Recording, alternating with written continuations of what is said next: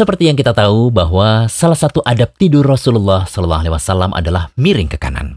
Sehingga kita sebagai umatnya perlu mengamalkan adab ini pula.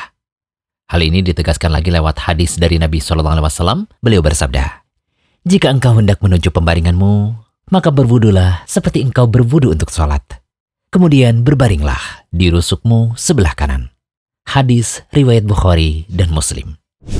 Lalu, jika tidur miring ke kanan sebuah sunnah yang dianjurkan, apakah tidur miring ke kiri termasuk makruh? Bagaimana pula dengan anjuran tidur miring ke kiri bagi ibu hamil?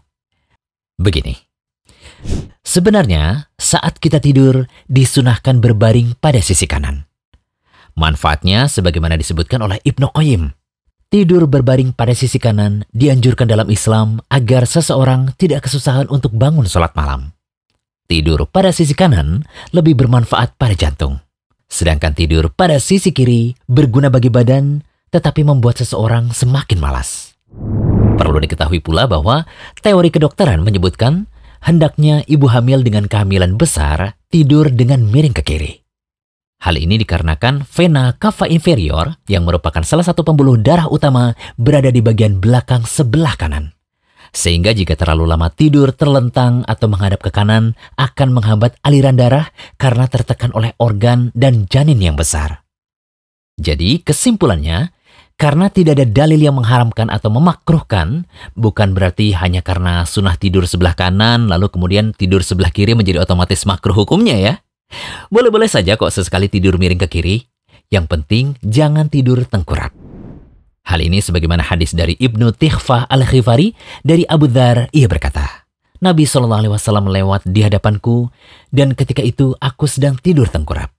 Beliau menggerak-gerakkanku dengan kaki beliau dan bersabda, "Wahai Junaidib, tidur seperti itu seperti berbaringnya penduduk neraka." Hadis riwayat Ibnu Majah. Al-Hafidh Abu Thahir mengatakan bahwa hadis ini sahih. Syekh Muhammad bin Shalih Al-Utsaimin rahimahullah berkata, tidak pantas seseorang tidur tengkurap, lebih-lebih lagi dilakukan di tempat yang terbuka.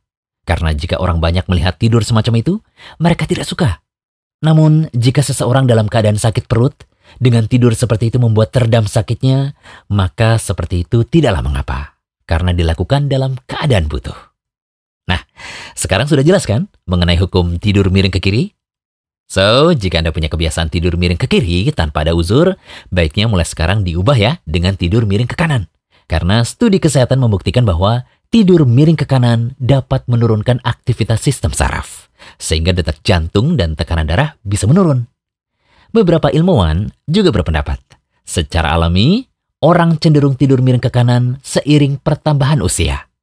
Hal itu dilakukan untuk melindungi kesehatan jantung. Selain itu, ada penelitian lain yang menyebutkan bahwa penderita gagal jantung cenderung menghindari tidur miring ke kiri. Semoga pembahasan kali ini bisa bermanfaat. Jangan lupa kunjungi rumaiso.com, update setiap hari, insya Allah.